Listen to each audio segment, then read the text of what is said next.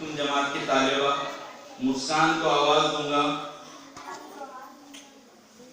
कि वो अपना गीत यहाँ पर आए और पेश करे।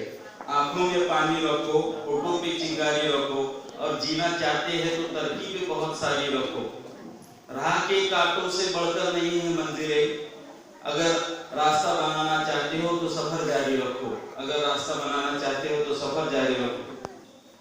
सामाइन हजरत, मोहतरम मुदर्रिस साहब, मेहमान खुसूसी, असातिज़ा इकराम और मेरे अजीज साथियों, अस्सलामु अलैकुम व रहमतुल्लाहि व बरकातुहू। मैं आपके सामने एक गीत पेश करना चाहती हूँ। उम्मीद है बहुत